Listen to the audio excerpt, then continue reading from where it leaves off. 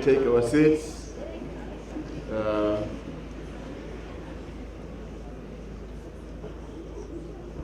Program Director, MEC for Agriculture, thank you for the opportunity.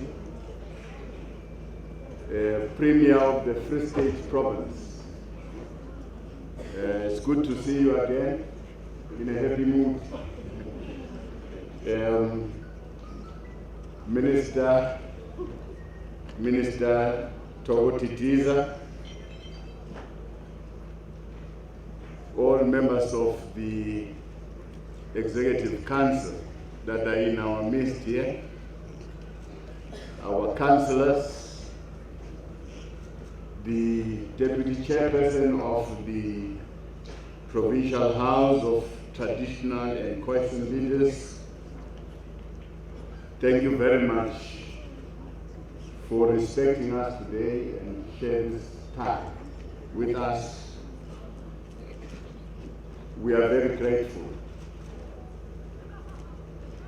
The Director General and all HODs that are here, all other senior officials, our guests, our ladies and gentlemen who are here, Abo Mama, Abakhona la, Dumelang. Dumelang Gomme.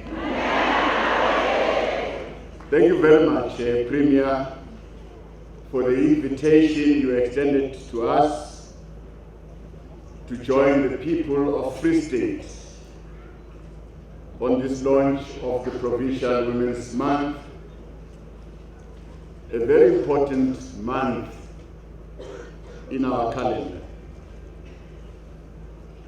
This month gives us an opportunity to honestly reflect on the progress we have made in the struggle for the total emancipation of women and deepening gender equality. This month also allows us to envision and shape new solutions to resolve the social challenges that are confronting our society today, and women in particular, so that we ensure that gender equality is achieved in our lifetime. We take pride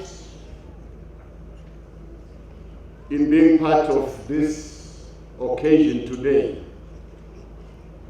which is meant to create an opportunity to share our views, to share ideas and experiences on the issues that are critical for the development of our society and women and girl children. We also take time today to celebrate the leadership contribution of women in the struggle for our liberation, in building a democratic, non-racial, non-sexist, and a prosperous society. This is a journey that we've agreed, all of us, to undertake, and it's not an easy journey. It was during this month, 66 years ago, at the height of apartheid rule and oppression, when the powerful voices of women reverberated the streets of Pretoria, marching, singing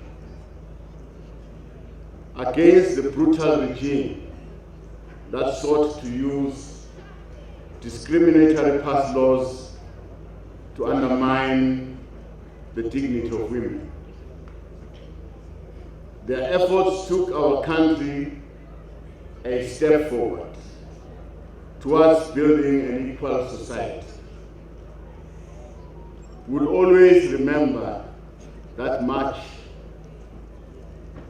because it was a clear message to those who were in power that enough is enough. Their efforts took our country, as we said, one step forward in trying to build a society that we want, all of us. These women were chanting as they were going to submit their memorandum. Bathi wathinta abafazi, wathinta imbokodo, wena uzofa. Ngiyababona nabo baba today bathukile, because they are in the midst of women. When you're together, when you are united as women, nothing can defeat you. Because of the bravery of those women, we have moved from a history where women were oppressed on the basis of their gender to where gender equality today is a constitutional imperative. It's enshrined in our Constitution that men and women are equal. Today, women enjoy the same rights as their male counterparts, and we shall always be indebted to them and remain inspired in the fight to make our nation better. It is now in the hands of these women that are in front of me, this generation of women, to carry this legacy forward and strive to overcome the challenges of the moment. That is why we condemn in strongest terms the acts of violence and abuse of women. The freedoms that we have attained in 1994 are for every South African, irrespective of race, gender, and ethnicity. It will remain unacceptable that 1 in 5 women have experienced violence in the hands of their loved ones, their partners, and that women are being raped on a daily basis, and women are being killed in the hands of men. We are saddened by the recent reports, acts of rape and criminality that are perpetrated against women and young girls in many parts of our country. We must say, all of us with one voice, and say gender-based violence has got no place in our society. As communities, we should stand and work together to get rid of this moral decay in our society. We are calling upon our traditional leaders to stand up. We are calling upon our interfaith leaders to stand up, and all leaders of society to stand up and say no to gender-based violence. Without any doubt, women have always been the backbone of our society, and it will remain like that for the next foreseeable future. Without women, there is no society. For any society, therefore, to thrive, it must empower women across all facets of life and development, and ensure that women and girl children have access to education, have access to health and economic opportunities for self-advancement. We are delighted that our dialogue today will center around how we create an environment for the meaningful participation of women in agriculture to contribute to economic growth, employment, and food security. Premier, thank you very much for the efforts that you're doing as a province, and I'm sure Minister of Agriculture will join hands with yourself to empower women. But women must stand up and do it. It behoves us to address artificial barriers that engender the exclusion of women from the agricultural sector across the entire value chain. We must enhance our practical measures and interventions to provide holistic support to women farmers in order to increase agricultural production and impact on the economic growth, food security, and employment. Our integrated support to women in this sector must unlock land availability. I'm very happy, Premier, I heard you talking about land. Land must be made accessible to women. Mechanization support, funding, training, access to markets, and the introduction of new technologies for modern farming. Today I visited a farm. I could see how modern technologies can advance farming in today's environment. As government will continue to make resources available to support women farmers. This time, we must allow women to test their abilities, and we know very well that they will succeed.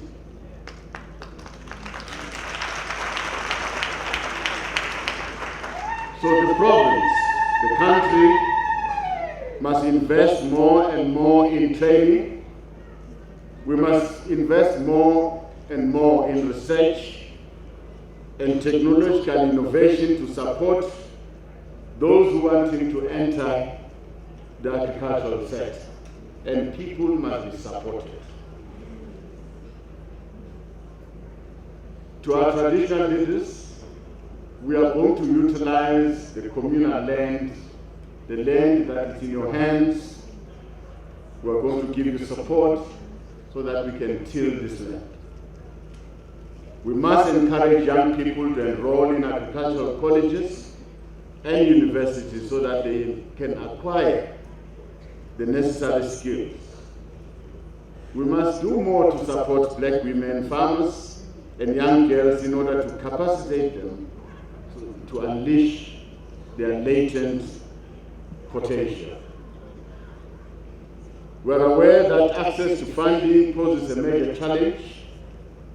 For those women looking to start a business in agriculture, it's even more a challenge, with many struggling to gain access to financial assistance to start their own enterprises because they often have no access to put up as the necessary collateral or surety. We need to ensure that we work with the private sector to develop and make available innovative financial instruments to support farmers. This we must do, and we must not fail. Therefore, in this dialogue, government will be able to share some of the funding opportunities that are available to support women farmers. In terms of key infrastructure required for successful agriculture, government will continue to assist with the provision of water and irrigation infrastructure, as well as logistics and storage infrastructure. For us, for women that have been assisted, they must make it a point that they look after these infrastructure for their for their good, so that tomorrow government can continue invest and support other women. So whatever assistance that you've got from government, hold it with your hands, both hands. As we celebrate this Women's Month, we must also be cognizant of the challenges such as food insecurity. The main threats to food security are increasing food prices, increasing demand for food, and limitations of farming land availability. I'm happy that the province has started taking the first mile in trying to address land availability.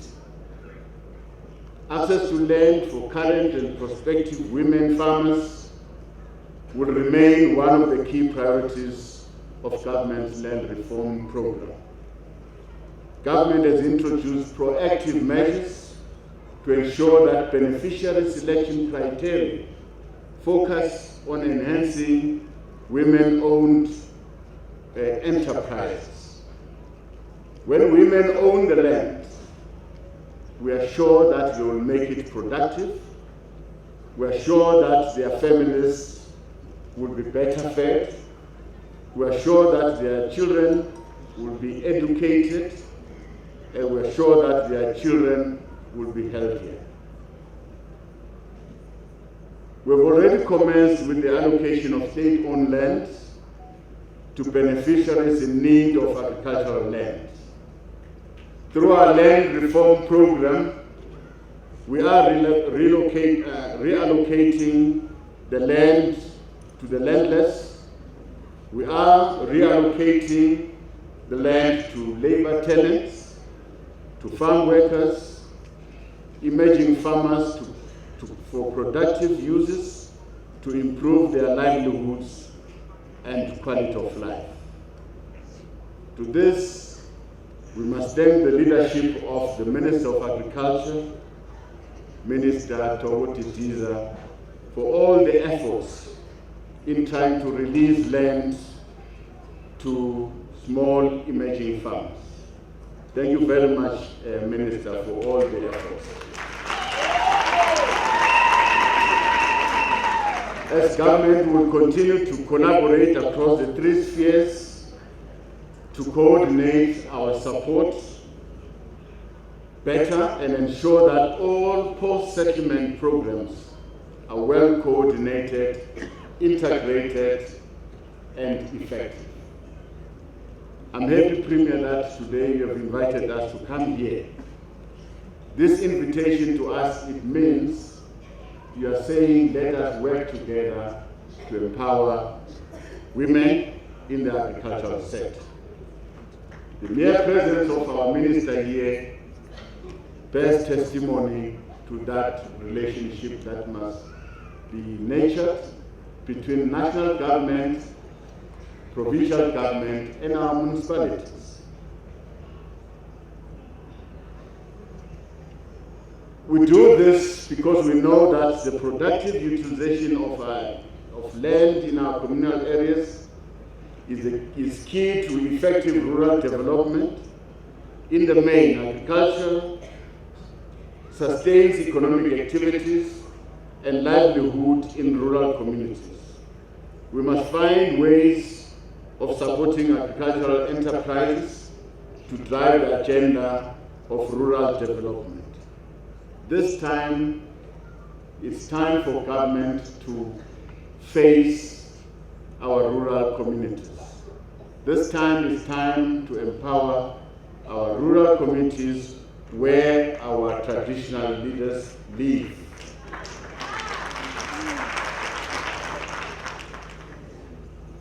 It is for this reason that we must dialogue. We must have this dialogue so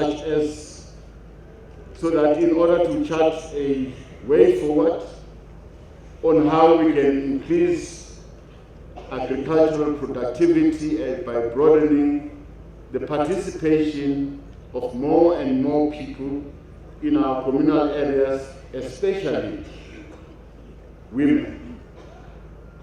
We must all come together and follow the example of the African Farmers Association of South Africa to accelerate agrarian reform and to bring the marginalized poor into the economic mainstream.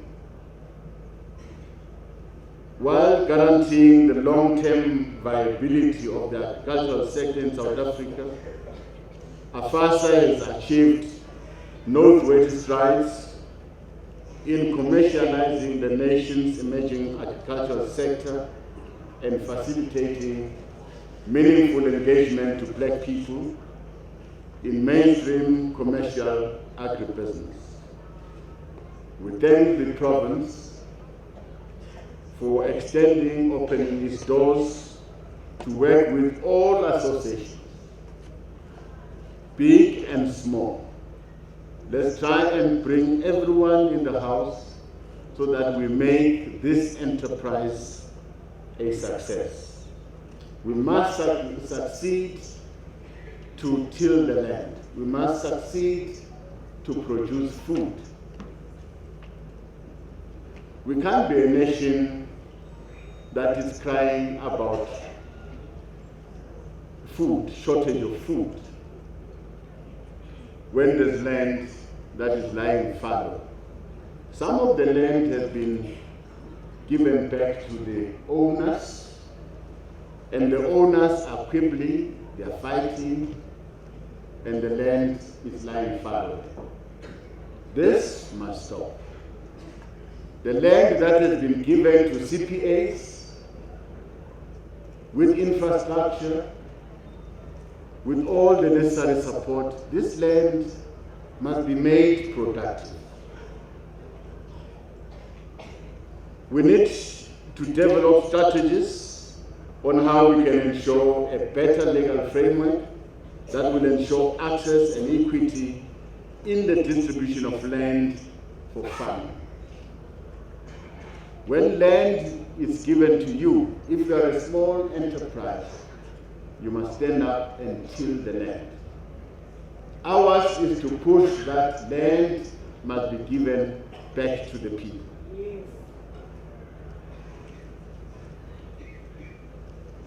On our part as government, we will continue to accelerate land reform to drive socio-economic transformation and redress the past imbalances in land ownership. We are quite aware that our people, the majority of our people, are landless. That we know. But those that have already received land must till the land. By working together through dialogue and collaboration, we'll be able to transform this sector and our communities for the better. As we grow agriculture and promote rural development, we've enjoyed partnership with traditional leaders to find ways of investing in our rural infrastructure and service delivery. We are confirming that we are going to work with traditional leaders to ensure that women farmers are adequately supported.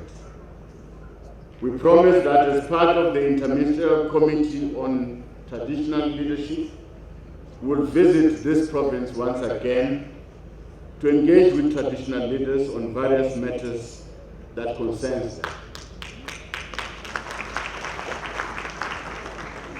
I've already given that undertaking to the Deputy Chairperson that I'll come, and we're going to make it very soon.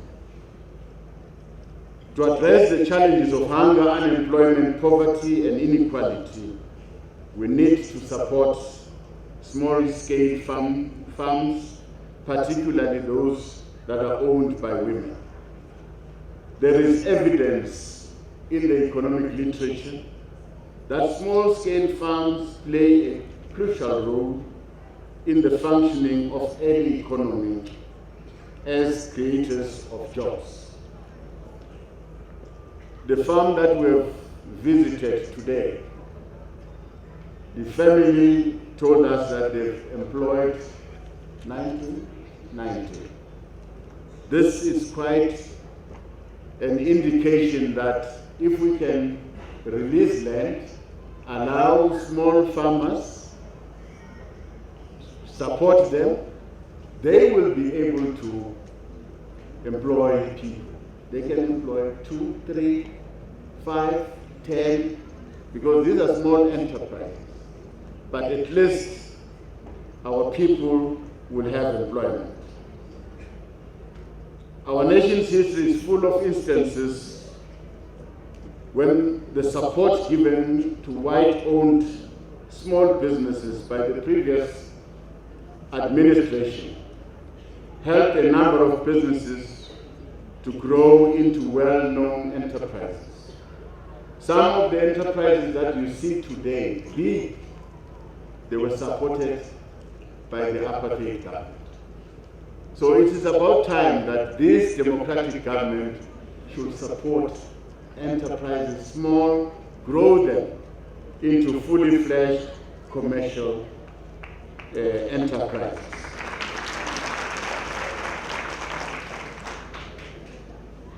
In the same category, we have agricultural cooperatives that have developed into well-known companies, both domestically and abroad. So as we speak about women getting into agricultural sector, we must also encourage women to cooperate. Go and form cooperatives. It will be easy to walk this journey if you are together, you are cooperating.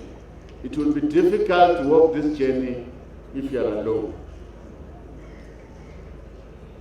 We need young women farmers to receive the necessary training and support so that they can become commercial farmers.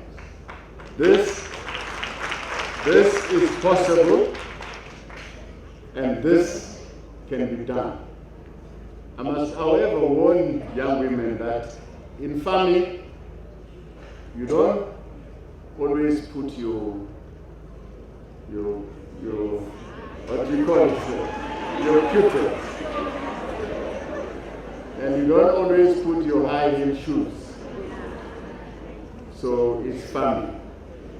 But we're encouraging you to take farming as your best choice. When more women use available land productively, our country produces more for both domestic and international export markets, and there will be food for everyone.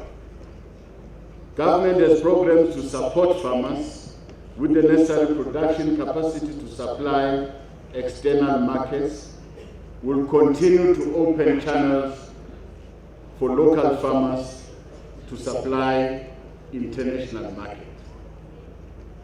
Now, Premier, we are going to walk this journey with the promise.